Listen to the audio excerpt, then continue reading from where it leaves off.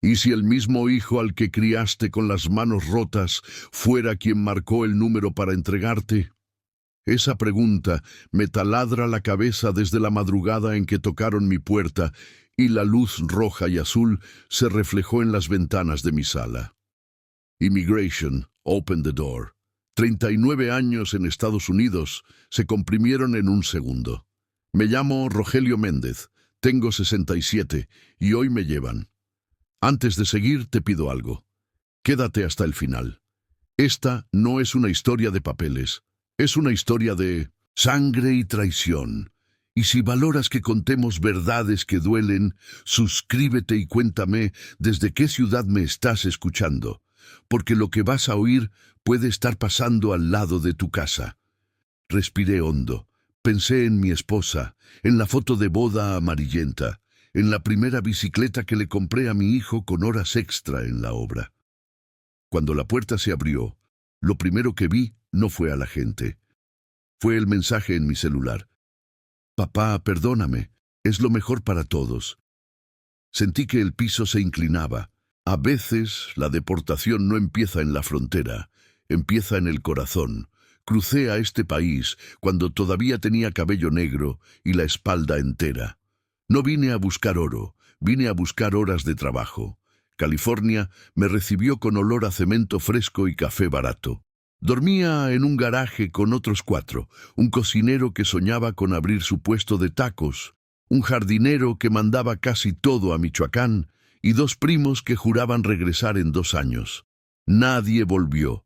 Yo tampoco. Aprendí inglés con 1200 pedidos de Home Depot y sermones de domingo. La primera vez que cobré un cheque legal, lloré detrás del contenedor, no por el dinero, sino por la dignidad. Conocí a Lucía en una lavandería. Ella doblaba camisas. Yo buscaba valor para invitarla a un café.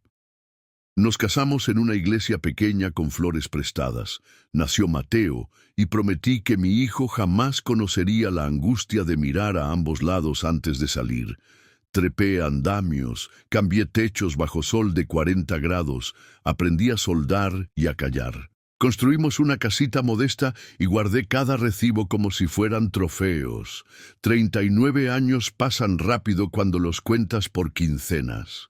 Nunca pensé que, al final, lo construido me sería arrebatado desde adentro. A Mateo le compré su primer cuaderno con dibujos de astronautas. «Vas a llegar más lejos que tu papá», le dije mientras olía a pegamento y esperanza. Era un niño dulce, curioso, de esos que preguntan cómo funciona todo.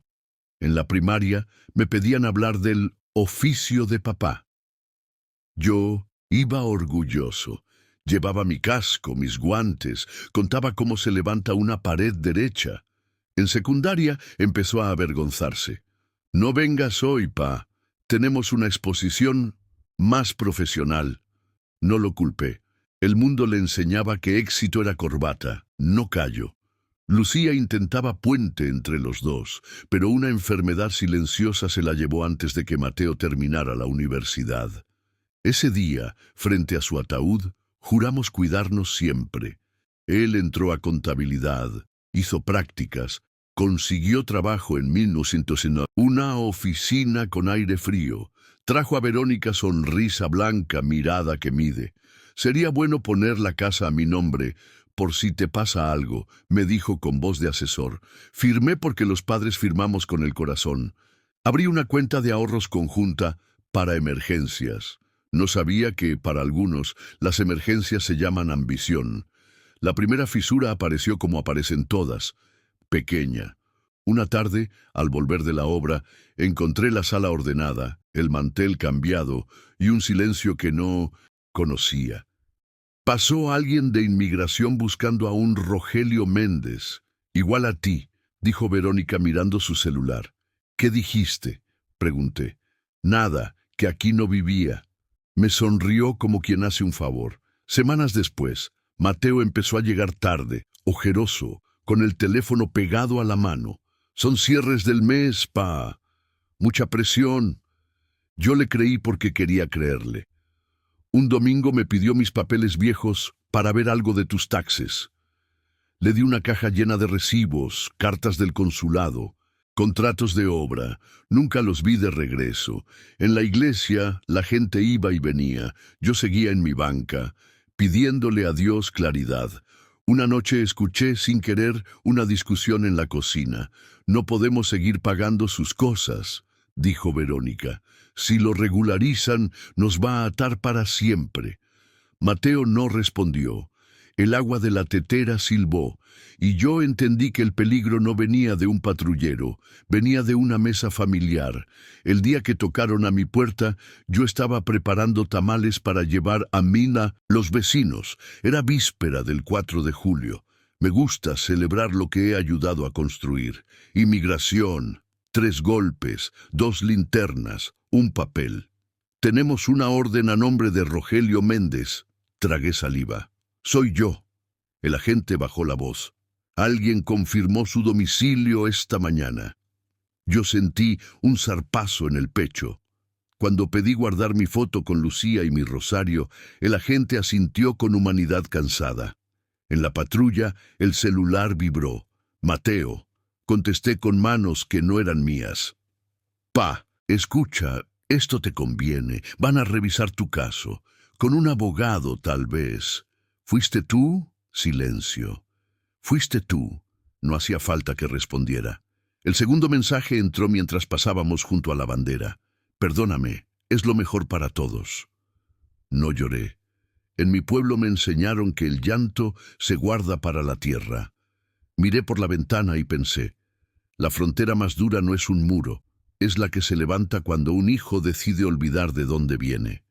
El centro de detención olía a cloro y un cansancio, un cuarto blanco, frío, con bancas de metal, donde hombres de todas partes del mundo se abrazaban a bolsas transparentes con su vida entera.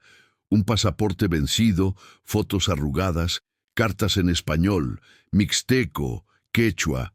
Yo llevaba mis guantes de trabajo, sucios, porque los agentes no me dejaron cambiarlos. «One phone call», dijeron. ¿A quién llamar? Mis amigos de la construcción ya estaban viejos o se habían ido. A mi hijo no. No después de lo que vi en el mensaje. Marqué a la iglesia. «Hermana Teresa, soy Rogelio. Me detuvieron». Del otro lado, silencio, luego un suspiro roto. «Voy a rezar por usted». Colgó antes de llorar. Esa noche, sentado contra la pared helada, recordé cuando crucé la primera vez. Eran montes secos, con los pies sangrando y el miedo a los federales. Me decía a mí mismo, «Aguanta, Rogelio, algún día valdrá la pena». Y valió. Crié a un hijo, levanté casas, mandé dinero a mi madre hasta que murió con un rosario entre las manos.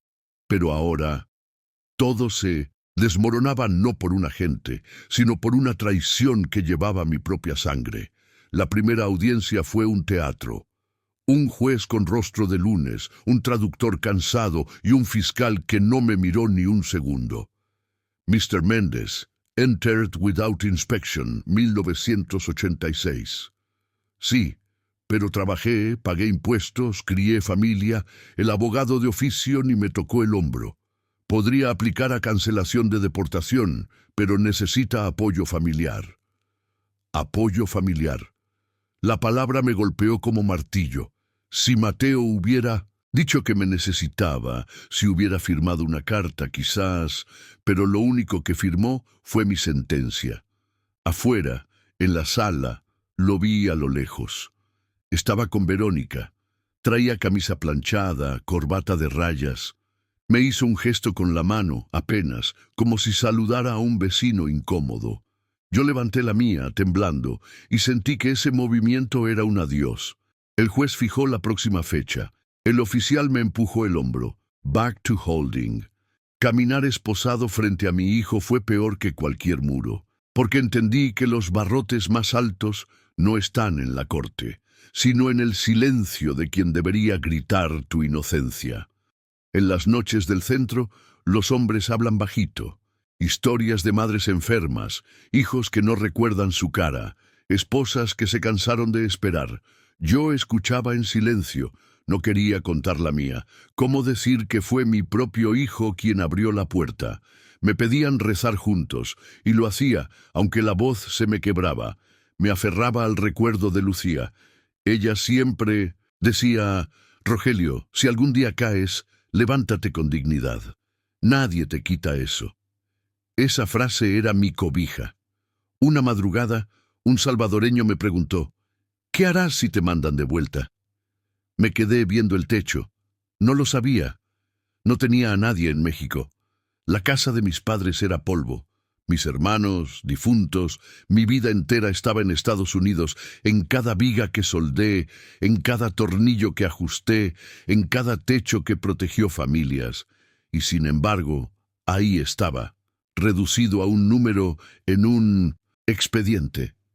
Si me mandan de vuelta, empezaré otra vez, respondí, aunque por dentro me temblaba el alma, porque lo único que realmente temía no era el regreso, era el olvido. La segunda audiencia fue más dura. El fiscal trajo pruebas, recibos de renta sin mi nombre, facturas donde Mateo figuraba como dueño. Yo miraba cada hoja y sentía cuchilladas. Aquí se demuestra que el señor Méndez no tiene arraigo familiar suficiente, dijo el abogado contrario. Quise gritar, pero el juez me cayó con un martillazo. Levanté la vista y vi a Mateo en la banca. No me miraba. Tenía el celular en la mano. Verónica le susurraba algo al oído. ¿Cuánto le habían prometido? ¿Qué tanto podía valer un padre en el mercado del miedo? Me dieron 5 minutos para hablar. Su señoría, yo vine a trabajar, no a robar. Levanté casas, limpié calles, puse mi espalda para este país. Tengo 39 años aquí. Mi único error fue confiar demasiado. No me quite lo que construí con mis manos. El juez tomó nota sin emoción. La decisión será notificada en los próximos días. Cuando me llevaron de regreso, escuché a Mateo decir: «Pa, entiende, es lo mejor». Esa frase otra vez. ¿Lo mejor para quién, hijo? ¿Lo mejor para quién? El día de la decisión, el pasillo estaba helado. El juez apenas levantó la vista. Orden de deportación ejecutada. Sentí un hueco abrirse en mi estómago. El oficial me tomó del brazo y me llevó directo al transporte. Afuera, vi el cielo gris de California por última vez.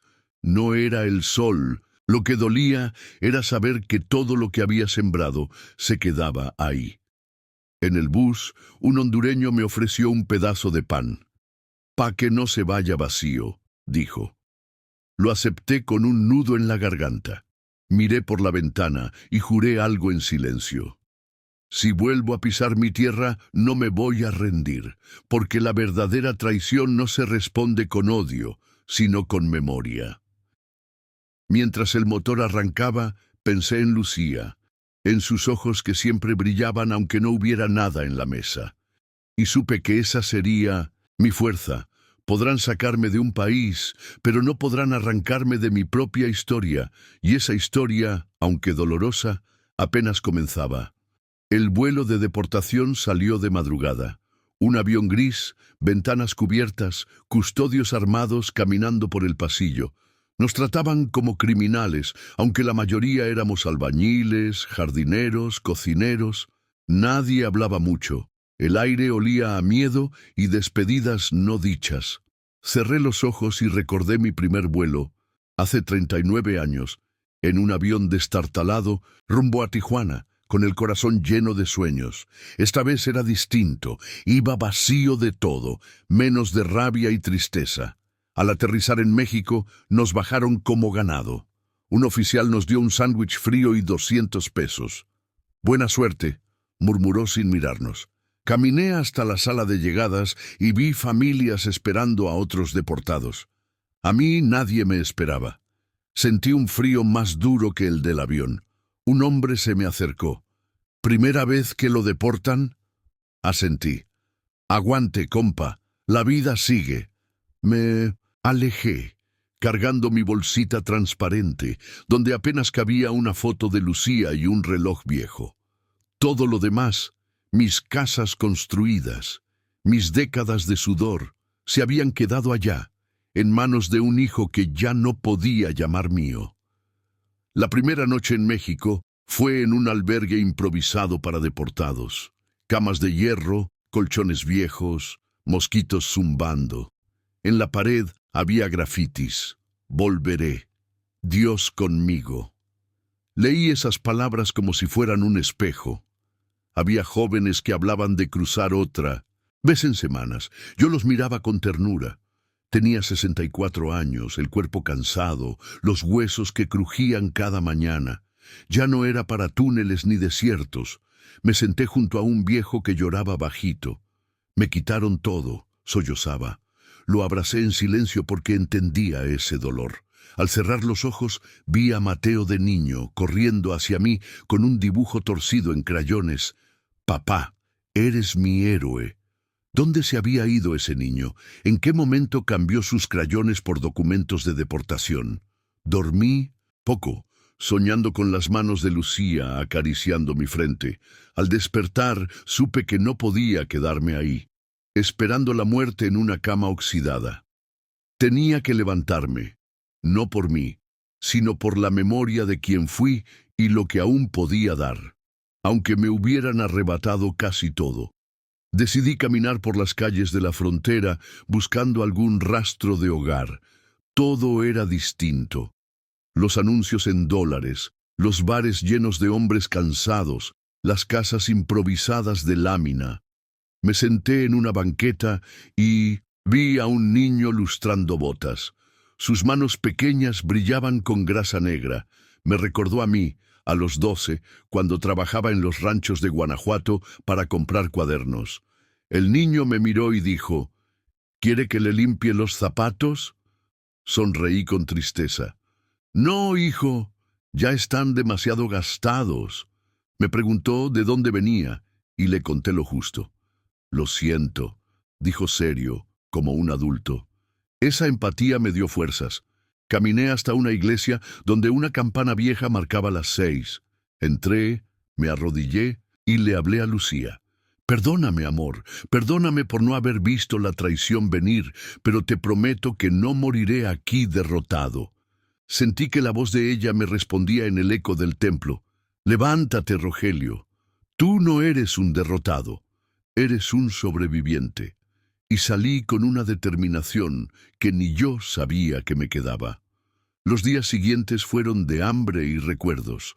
Caminaba con una mochila improvisada y los 200 pesos se deshicieron en comida barata. No tenía a quién llamar. Mis padres estaban enterrados, mis hermanos también. México era mi tierra, pero ya no mi hogar. Entonces encontré trabajo cargando costales en un mercado. «¿Puede con 30 kilos, viejo?», me preguntó un muchacho. Le respondí con la mirada. Claro que podía. Mis brazos aún guardaban la memoria del cemento, de los martillos, de los techos levantados bajo el sol de California. Me pagaron poco, pero suficiente para cenar frijoles calientes. Esa noche, en la azotea del albergue, miré las estrellas. Pensé en Mateo. Otra vez, dormiría tranquilo sabiendo lo que había hecho, se sentiría orgulloso de entregarme. O quizá ya gastaba el dinero de mis cuentas riendo con Verónica en una casa que yo ayudé a construir. No podía borrarlo, pero tampoco dejar que me consumiera.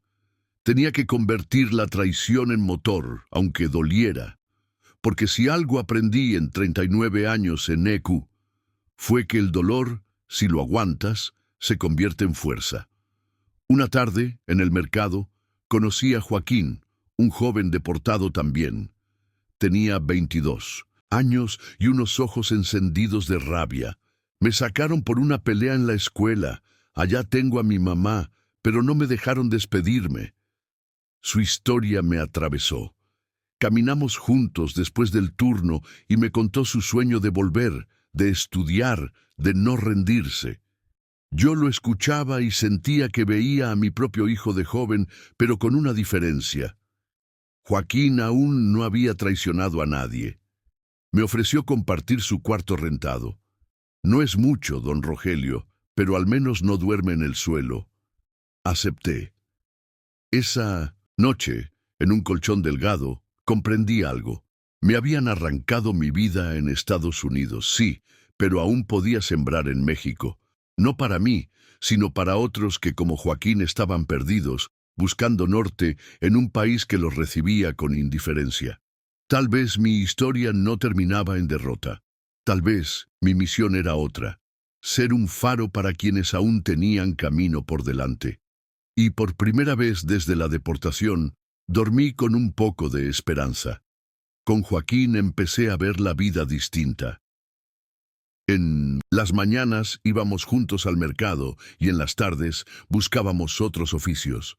Él era ágil, fuerte, lleno de energía, y yo le enseñaba lo que aprendí en casi 4 décadas de construcción en Estados Unidos. El secreto está en medir 2 veces y cortar una sola, le repetía. Me escuchaba atento, como si esas palabras fueran más valiosas que cualquier libro.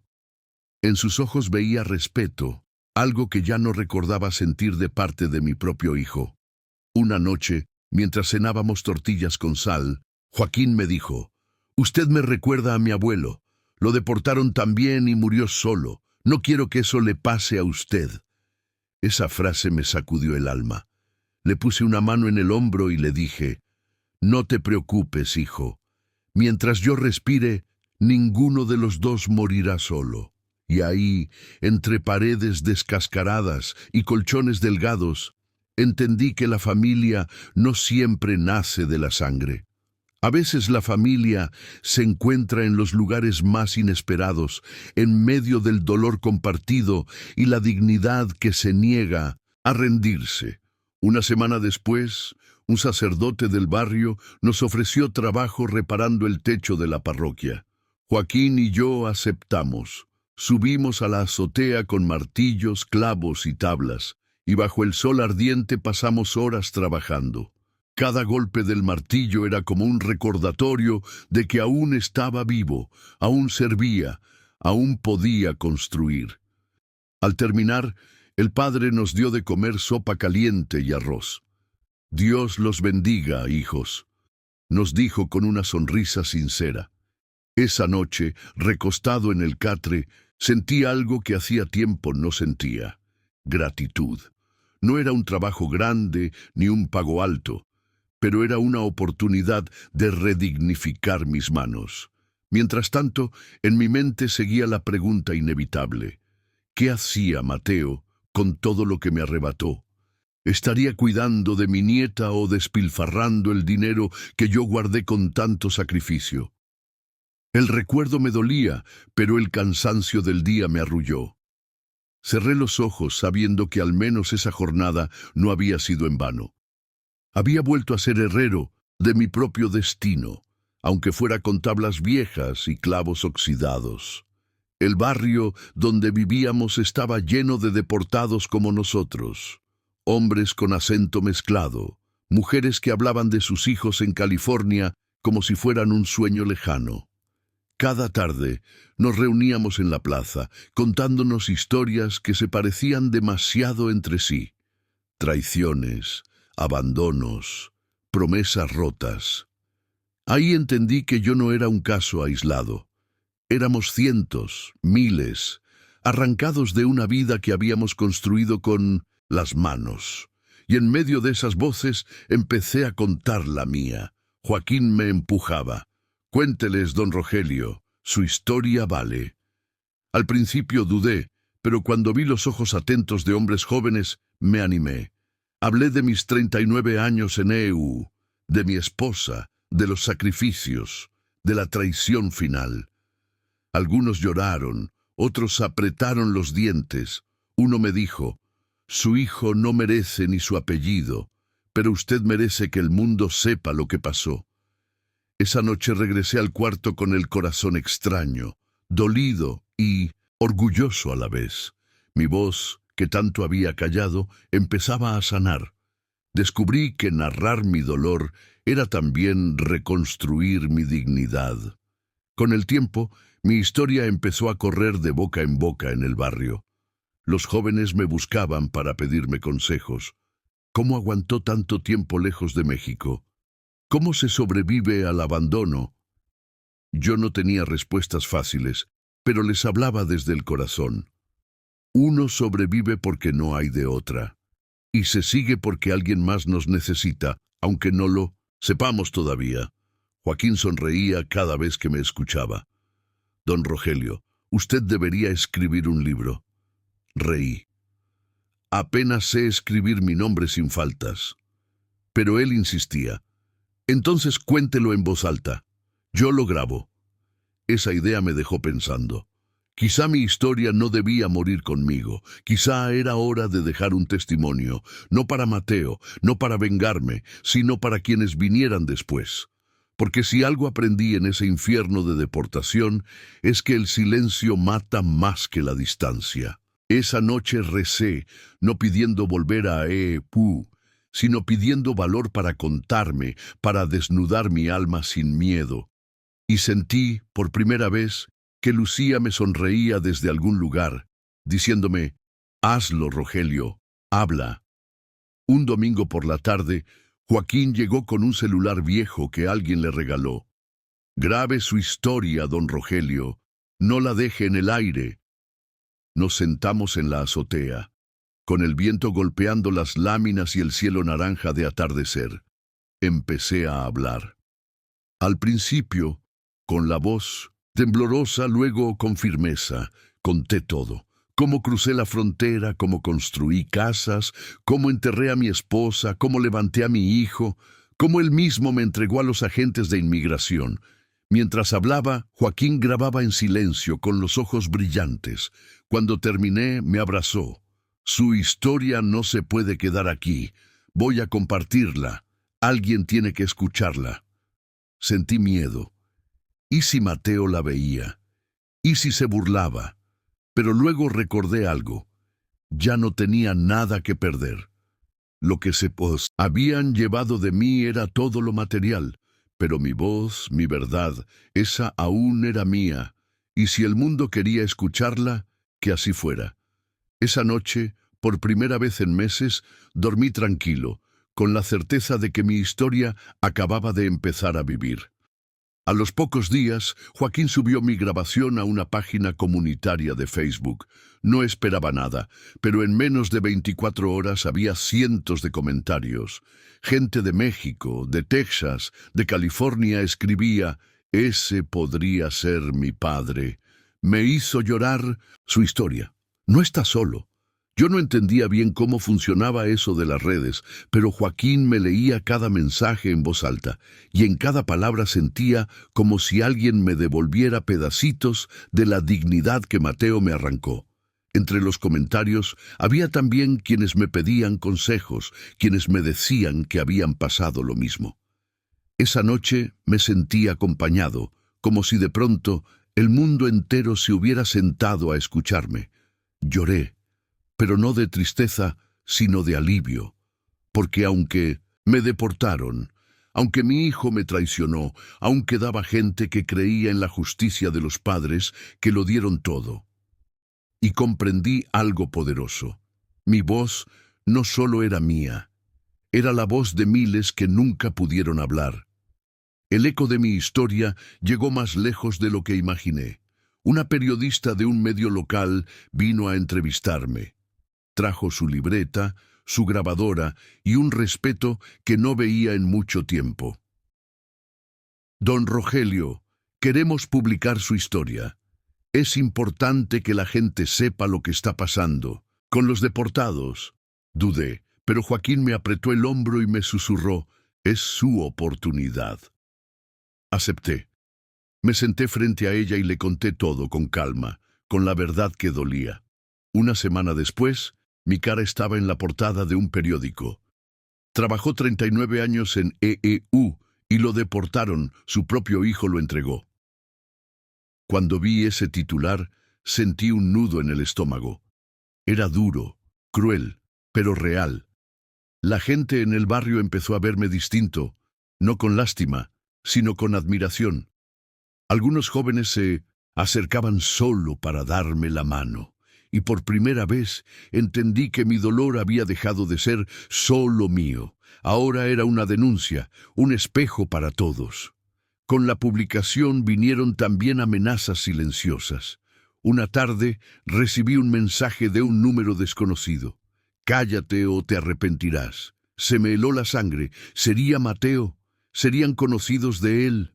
No lo supe. Se lo mostré a Joaquín y él me dijo, no tenga miedo. Eso solo significa que su voz está incomodando. Decidí no callar. Al contrario, hablé más fuerte. Fui invitado a una reunión de deportados en Ciudad de México, donde compartí mi testimonio ante más de 100 personas. Algunos lloraron, otros me abrazaron. Alguien gritó, «¡Usted es un héroe!». Yo bajé la mirada. No me sentía héroe, me sentía roto, pero sabía que esas palabras me daban fuerza para seguir. Y en el fondo, aunque no lo admitiera, me daba cierto orgullo saber que lo que Mateo quiso enterrar estaba floreciendo con más vida que nunca. Pero mientras mi voz crecía, afuera, dentro de mí, la herida seguía sangrando. Por las noches, cuando todo quedaba en silencio, me venían recuerdos de Mateo niño. Aquellas veces que corría a mis brazos con las manos llenas de lodo, el niño que me decía, «Papá, cuando sea grande quiero ser como tú». Me dolía pensar que ese niño se había transformado en el hombre que me entregó a inmigración. ¿Dónde se había roto el camino? ¿Fue culpa mía por darle demasiado? ¿O fue culpa de un mundo que nos enseñó a valorar más el dinero que el amor? No tenía respuestas. Solo sabía que a pesar de todo aún lo amaba, porque los padres, incluso traicionados, nunca dejan de amar. Y ese amor, aunque me partiera el alma, era lo que me mantenía vivo. Una noche, Joaquín llegó corriendo con una noticia. Don Rogelio, su video se volvió viral en TikTok. Lo han visto más de 1 millón de personas. Me reí incrédulo. ¿Viral? ¿Y eso qué significa? Él me explicó que significaba que miles y miles estaban conociendo mi historia en todo el mundo. No supe si sentir vergüenza o orgullo. Lo único que sabía era que ya no podía dar marcha atrás. Mi voz estaba afuera, libre, como pájaro que nadie puede volver a encerrar.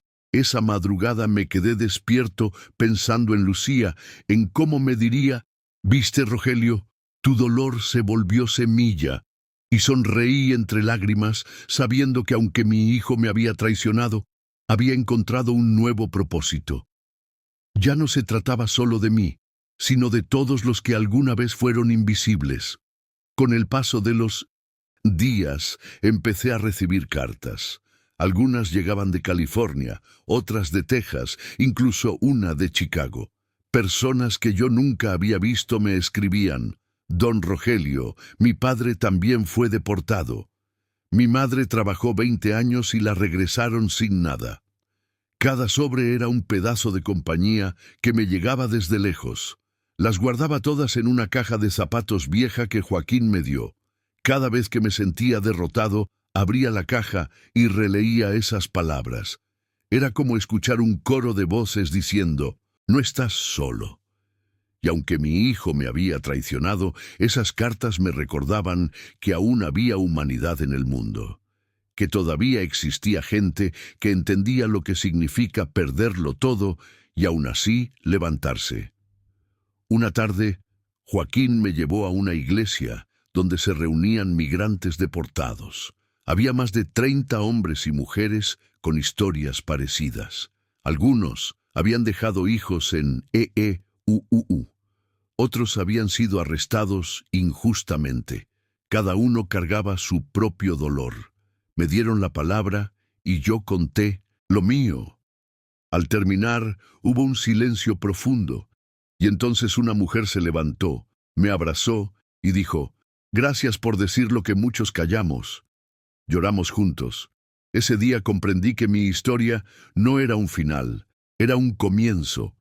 El comienzo de una lucha que ya no era solo mía, era de todos los que alguna vez nos arrebataron el derecho de pertenecer a un lugar. Mientras tanto, Mateo intentaba comunicarse conmigo. Una noche, Joaquín me mostró su celular. Su hijo llamó al albergue. Mi corazón dio un salto. ¿Qué quería? ¿Acaso pedir perdón? Joaquín me dijo que Mateo había dejado un mensaje. Papá, no era mi intención. Necesitaba el dinero.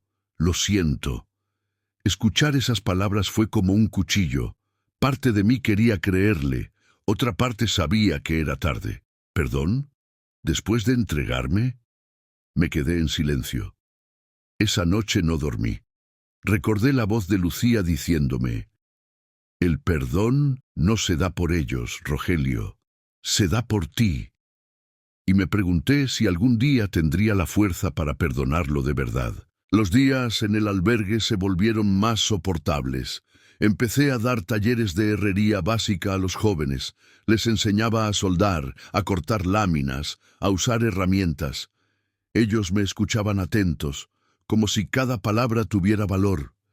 Y yo sentía que volvía a ser útil, que mis manos, aunque viejas, aún podían crear algo. Una tarde, un muchacho me dijo: «Don Rogelio, usted no solo nos enseña a soldar, nos enseña a no rendirnos». Esa frase me estremeció. Me di cuenta de que lo que había perdido en DIUU lo estaba recuperando aquí, en forma de respeto y cariño, y comprendí que a veces la vida nos quita un hogar para darnos otro inesperado, pero no todo era esperanza. Una mañana recibí otra llamada inesperada. Era un oficial consular. Me informó que Mateo estaba bajo investigación por fraude. Había usado mis papeles firmados para pedir préstamos ilegales. Sentí que el piso se abría bajo mis pies. No solo me había traicionado, también había usado mi nombre para hundirse más. El oficial me preguntó si quería colaborar en la investigación. Dudé. Era mi hijo, mi sangre, pero también era el hombre que me había entregado. Cerré los ojos, respiré hondo y respondí: haré lo que sea necesario para limpiar mi nombre, aunque me duela. Colgué con el corazón roto, sabiendo que la herida aún tenía mucho por sangrar. Después de esa llamada, pasé varias noches en vela. Pensaba en Mateo, en aquel niño que corría tras de mí en los campos de Zacatecas antes de que nos mudáramos a EEUUU. Recordaba cómo se subía a mis hombros y me decía: «Papá, cuando sea grande quiero ser como tú». ¿Qué había pasado con ese niño? ¿En qué momento se convirtió en alguien capaz de traicionar al hombre que le dio todo? El dolor no era solo por lo que hizo, sino por lo que dejó de ser. Y ahí entendí que a veces los hijos también eligen caminos que los padres no pueden controlar. Uno cría con amor, pero la vida siempre les pone la última prueba. Un día, Joaquín me llevó a caminar por el malecón de Tijuana. El mar golpeaba fuerte y el viento traía olor a sal. Me senté en una banca mirando el horizonte, pensando en los 39 años que había pasado en EEUUU. Todo lo que construí, cada ladrillo de mi vida, quedó del otro lado de la frontera, y sin embargo, aquí estaba yo, respirando, vivo. Joaquín me dijo: «Don Rogelio, usted tiene que contar su historia, no puede guardarla solo para usted». Y lo pensé. Tal vez mi voz no recuperaría lo perdido, pero sí podría evitar que otros fueran engañados, traicionados o deportados sin saber sus derechos. Así nació la idea de escribir un testimonio. Con ayuda de un sacerdote del albergue, comencé a poner en papel mi vida, desde los días de juventud en México hasta la última noche en EEUUU, donde mi propio hijo me entregó. Cada palabra era como una herida abierta, pero también como un bálsamo. Mientras escribía, lloraba, pero al terminar cada página sentía que me quitaba un peso del pecho.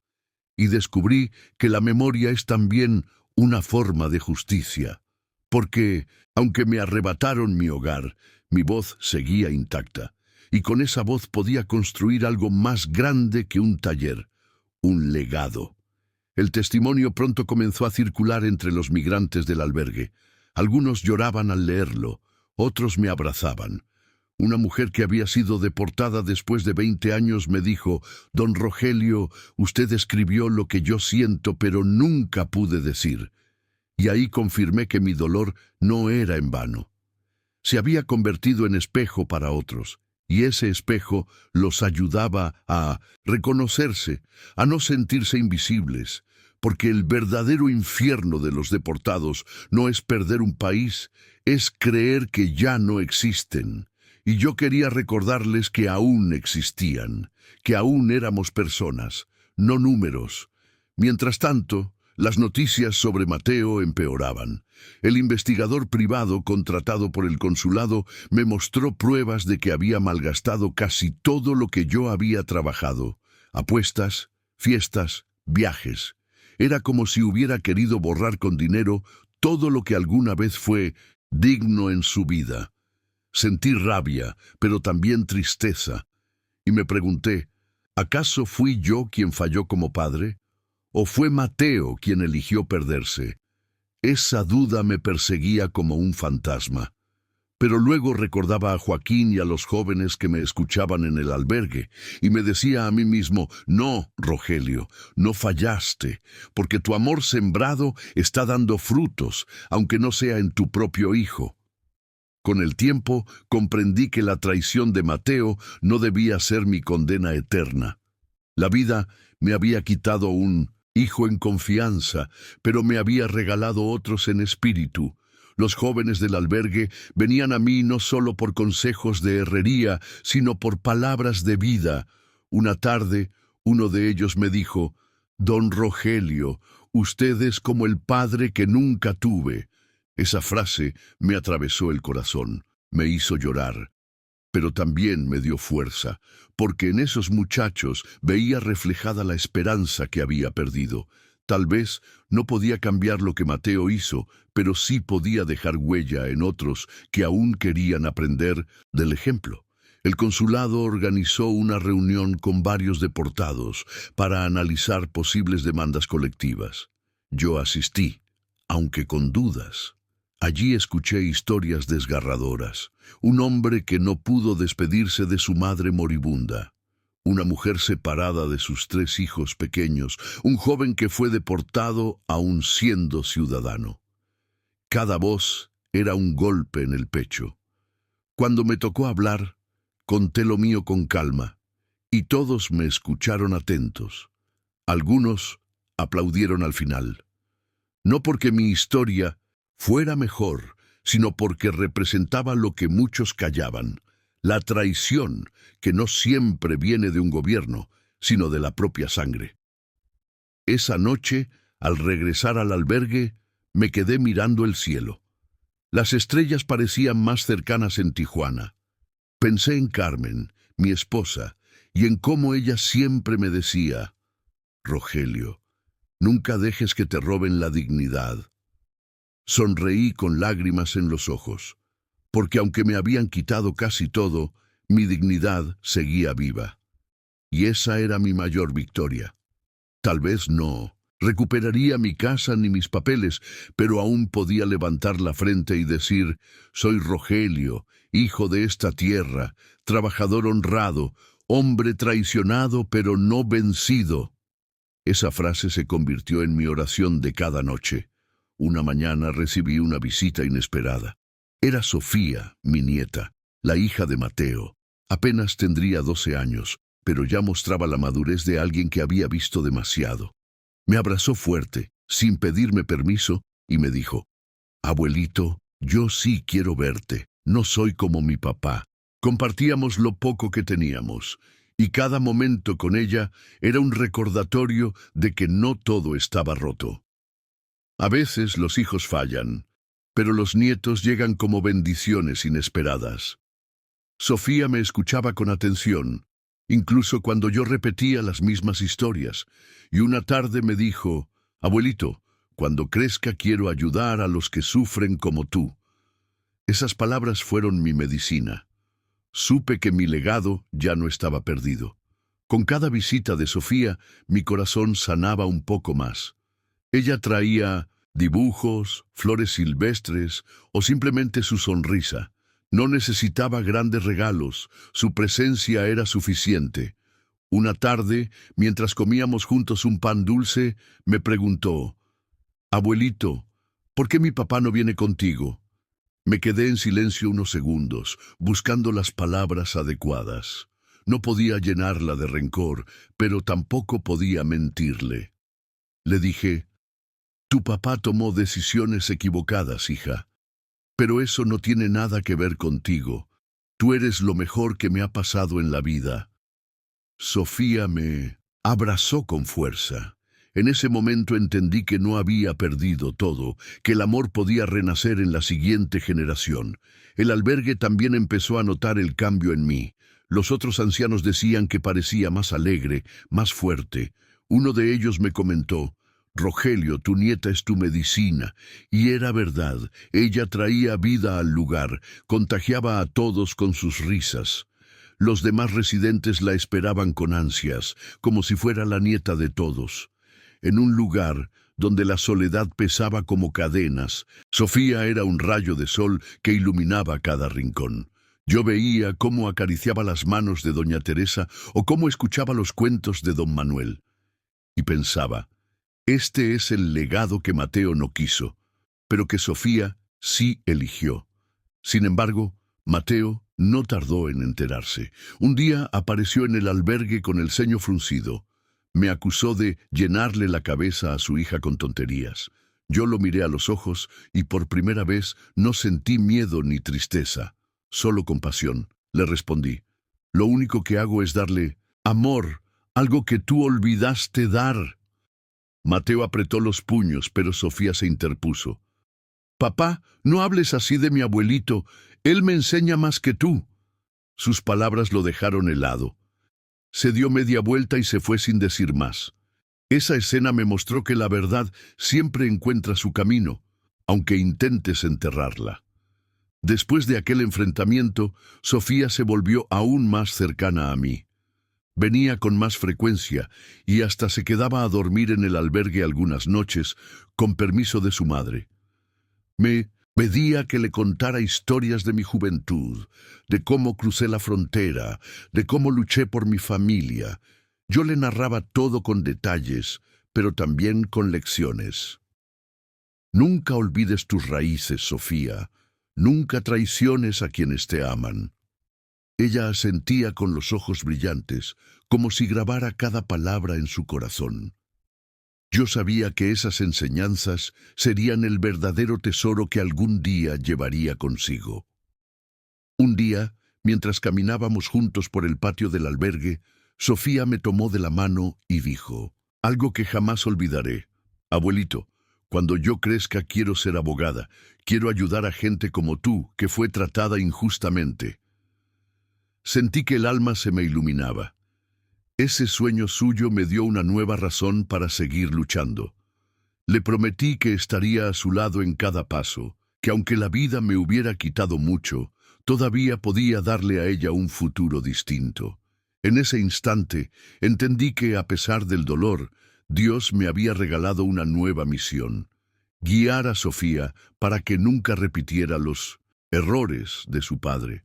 Perfecto, aquí tienes los últimos 5 párrafos, 46, 50, 50, cada uno con 200 palabras para hacer. Con el paso de los meses, Sofía se convirtió en mi mayor orgullo. Traía sus calificaciones, siempre llenas de dieces, y me las mostraba como si yo fuera el juez de su destino. «Mira, abuelito, lo logré», me decía con esa sonrisa que me recordaba a Carmen, mi difunta esposa. Yo la abrazaba y le respondía: «Tú ya eres grande, Sofía, no por lo que estudias, sino por el corazón que tienes». En el albergue, los demás ancianos ya no se sentían solos, porque Sofía les leía cuentos, cantaba canciones o simplemente los escuchaba. Ella no solo me devolvió la esperanza a mí, también transformó ese lugar en un verdadero hogar. Mientras tanto, Mateo se hundía en sus propias decisiones. Me llegaron rumores de que había perdido su trabajo, que Jimena lo había abandonado y que andaba de casa en casa pidiendo ayuda. Algunos me preguntaron si pensaba tenderle la mano. Mi respuesta fue clara: lo perdono, pero no volveré a ser su salvación. El perdón no significa olvidar, sino soltar la carga. Yo ya había elegido mi camino y era Sofía quien me guiaba hacia adelante. No podía permitir que el pasado envenenara el futuro. Una tarde de domingo, mientras el sol caía sobre el patio del albergue, Sofía me dijo: «Abuelito, tú me enseñaste que la familia no se abandona. Prometo que nunca haré lo mismo contigo». Sus palabras me hicieron llorar. Lloré de alivio, de orgullo, de gratitud. Sentí que todo lo que había perdido con Mateo lo había recuperado multiplicado en ella. Le respondí: «Tú eres mi verdadera herencia, Sofía. No el dinero, no las casas, no los papeles. Tú eres mi legado».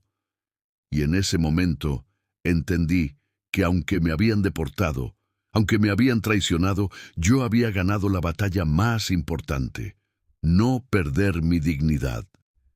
El día de mi cumpleaños número 75, Sofía llegó con una sorpresa. Había organizado, junto con los demás jóvenes del barrio, una pequeña fiesta en el albergue.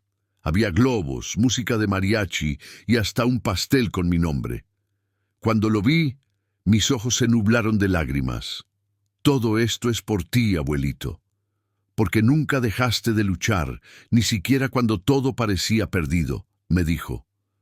Yo levanté mi copa de refresco y, frente a todos, declaré: «La vida me quitó mucho, pero también me devolvió lo esencial. El amor verdadero nunca muere, solo cambia de forma y espera a que lo reconozcamos. Hoy te cuento mi historia para que no cometas los mismos errores que mi hijo. La traición duele, sí, pero más duele no haber amado cuando se tuvo la oportunidad. Yo elegí seguir adelante, elegí sembrar en mi nieta lo que Mateo no supo recibir. Y quiero preguntarte a ti que me escuchas, ¿qué harías en mi lugar? ¿Perdonarías como yo lo hice? Déjame tu respuesta en los comentarios, porque quiero saber desde qué ciudad estás viendo mi historia. Y si esta historia te tocó el corazón, no olvides suscribirte, dejar tu like y compartir este video. Porque las historias reales, aunque duelan, también pueden cambiar vidas.